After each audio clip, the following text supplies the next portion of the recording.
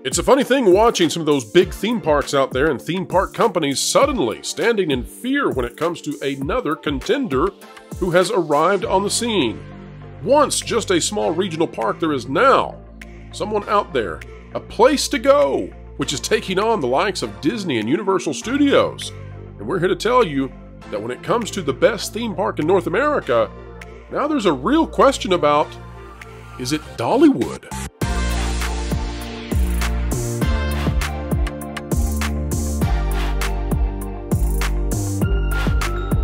Diving in today, folks, it's all butterflies and rainbows here, but not the typical variety that you might hear about out of Hollywood. No, we're talking about a theme park in East Tennessee whose logo has to do with a rainbow and a butterfly combined together, and it is owned and operated by one Dolly Parton. Now, you may think of her for other reasons, country music and, well, but yeah, Dolly Parton, not necessarily known for Dollywood, but maybe that's not true any longer. Now, she is the Walt of our generation, having crafted a fantastic vacation destination, a resort complete with hotels, water park, and more. And we are about to dive into why Dollywood now may just be the best theme park in the United States. Well, Jonas, you become the... go ahead. Yeah, I remember what the last subject is, and that means I'm on... you are the star, Jonas. Folks out there, here's what's happened. Jonas has visited in the last few years the Walt Disney World Resort. Jonas, in the past year, has visited Universal Studios Florida.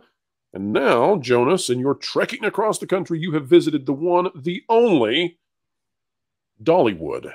Jonas, you have thoughts as to what is the best theme park in North America, and we here on the panel and in the audience are interested in your take. We have seen across a number of different websites now where attendees have voted. TripAdvisor was perhaps the first where Dollywood appeared as the #1 theme park as voted on by TripAdvisor members. Is this something that is sort of a meme, or is it real? Is Dollywood, little Dollywood in East Tennessee, is it the best theme park, or is something in the water? Well, let me go way back on this. As a kid, I grew up in Florida and not far from Walt Disney World. In fact, I grew up about 2 blocks from Busch Gardens. So Busch Gardens to me was the idea of a cheap theme park, right? And now, knowing a lot more about theme parks, I now understand that Busch Gardens is actually a great theme park. So I was a bit of a theme park snob, whether or not I realized it. And that was also in the era when you could take 6 people to Disney World for $200. Wow. Which is now adjusted for inflation, about 400. Darth Apathy down there says, Tampa. Yeah, that's absolutely correct. So when I would see like my cousins with these plastic sippy cups that had Dollywood on it in the rainbow colors, my adjectives for it were things that I didn't feel as a slur, but are now considered a slur. If I can be a little, what's the word?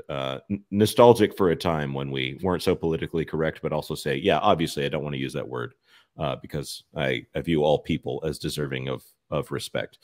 So Dollywood were these cheap. This went in places I was not expecting, folks. I'm saying Jonas bears his sins to the world. No, I'm saying that Dollywood is not something I looked very highly upon as a kid who thought Disney's the best. I see.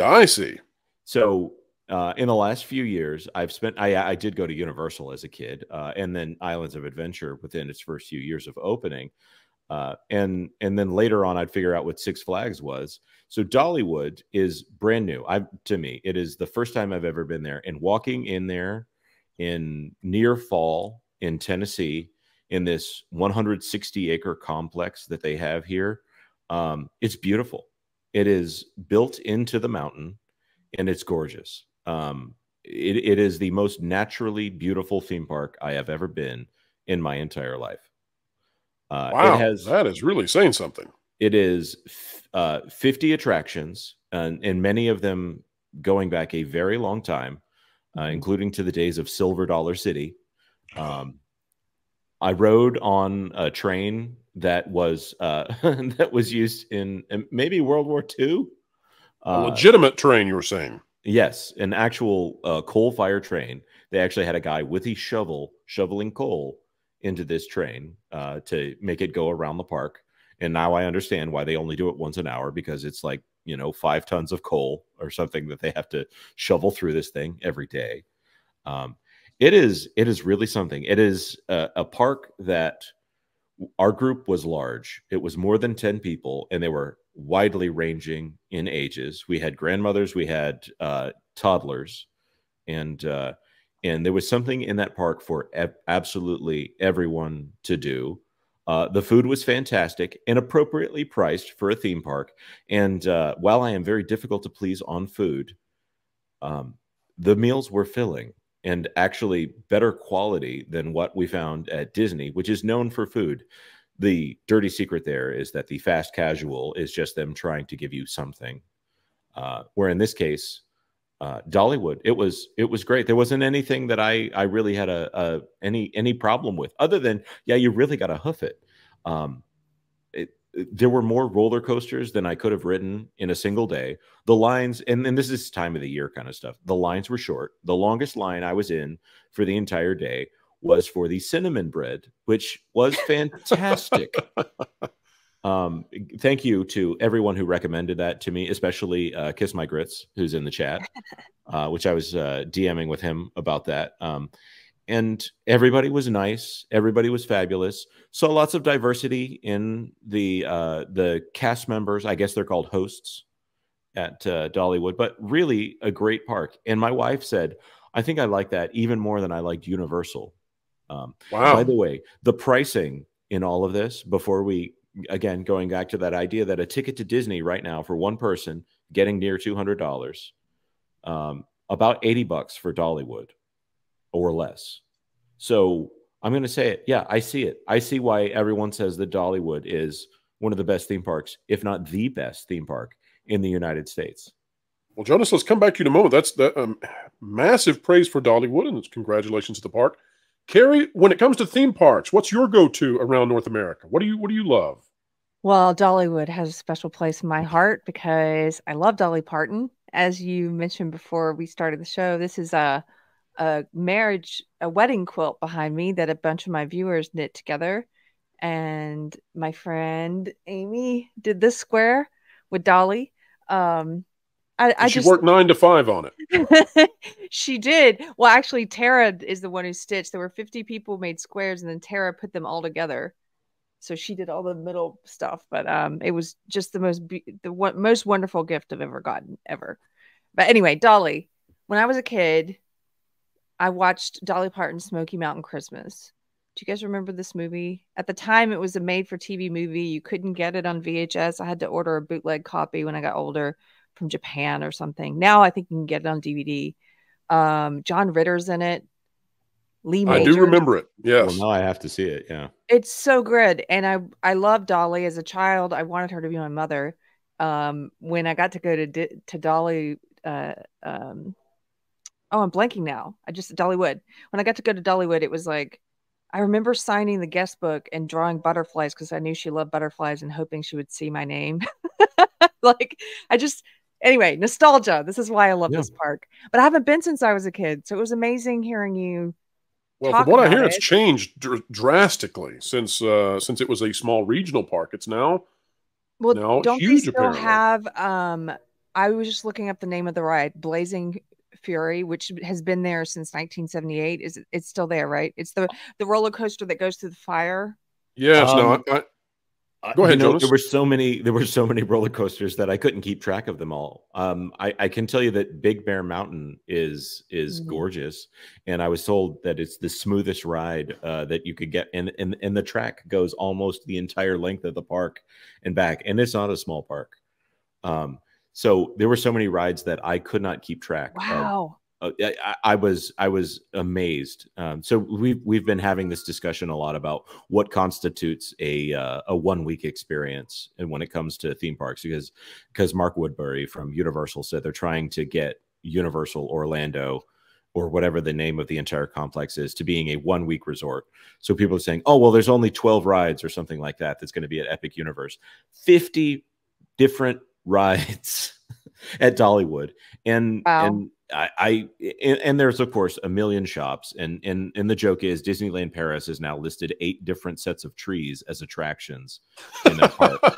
Oh, so they can compete. Yeah. Well, I'll just say something because Kiss My Grits in your chat says that Blazing Fury is still there. I have memories of this from when I was a kid. It's basically, and if I got to go back as an adult, which now I wouldn't do, that you talked it up, I definitely want to see if it's as scary as it was when I was a kid. They take you through an 1880s town that's on fire on the roller coaster, and you're going by all these, and you're meeting all these townspeople and firemen. Oh, is that the fireman ride? Then yes. If you're on a fire truck, yes. No, different one, Jonas. The fire attraction you're talking about is on the side of the mountain. Gary Smith is talking about an interior it's an inside roller coaster attraction. Okay. So there's 2 different fire-themed rides, which and Carrie, the Blazing Fury, if it follows along with the sister park, which is over in Branson, Blazing Fury is probably going to be receiving a major upgrade and refurbishment in the next year or 2 at Dollywood. So very exciting. But I do want to bring Culture into the conversation. Culture, you've been sitting there, and I just want to know, Culture, what do you think the big theme parks are thinking when they hear about something like Dollywood now being the fan favorite of so many? Well, I'm just not surprised. I mean, Dollywood has been renowned for their levels of entertainment that are outside of even their attractions, their rides, we call them. But they are known very well for their food, for their Christmas display, for so much. It is probably one of the most entertaining places that you can visit. And they do it properly. Jonas is not wrong. I mean, you can eat a lot in the Dollywood area, but I'm not kidding.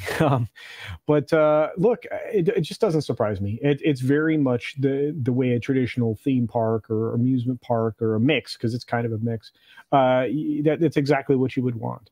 And I remember as a youth visiting Silver Dollar City, and enjoying that as well. And it's funny because we talk about the number of attractions, as Jonas brought up, being something that's important. Disney has been actively destroying attractions for 2 decades now, reducing the attraction count in parks, even including Disneyland, which used to boast like 63, 65 attractions. What's curious is Disneyland in and of itself had more attractions. In fact, it still does, I believe, than all 4 Disney World theme parks do in total. Just Disneyland alone. No, I did mess up there. The train came from Silver Dollar City. It probably came from somewhere else before that, though. I mean, no. But regardless, I'm always fascinated by that, and the idea of getting to a multi-day park. I think Epic's going to be okay. Yeah, absolutely. Oh my, they're going to do fantastic. Yeah. And the idea Jonas, that if you ride something once and you don't want to go back again is silly. That's theme park snobbery. One more thing I'll add on Dollywood. There was live music all over the place, and it was really, really great. Jonas, before we wrap up today, Orlando is a theme park destination for many, many families. There are other places, clearly, that people want to go all across North America. Some folks say that they want to go to Vegas every time. Some folks say they want to go to the Grand Canyon or whatnot. The most visited national park in North America is the Great Smoky Mountains National Park, and Dollywood is right next to it. Of course, there are a couple of touristy towns that Dollywood is in close proximity with. We're talking about Gatlinburg, Pigeon Forge, Sevierville. Can you tell us what is there to do around Dollywood that might make for an extended experience? Well, of course, there's the Comedy Barn. I've never gone to the Comedy Barn, but it's like so many things in Pigeon Forge. It's always there, and it always looks interesting. We ended up going to a little go-kart place called The Track, which is one of those ones with those multi-level go-kart tracks. That was an absolute blast. There's the formerly Dixie Stampede, also owned by Dolly Parton, now just Dolly Parton's Stampede, kind of a medieval times kind of thing. I've been. It's great. Yeah, it was a blast. I remember going with somebody and they said, "Oh no, we're the South." I'm like, "What do you mean? Oh no, we're the South." It reminds me of the person who came out of Gettysburg with the movie Gettysburg and said, don't worry though, we won. And the lady down the hallway from me leaned her head out of her office and says, "No, we didn't, honey."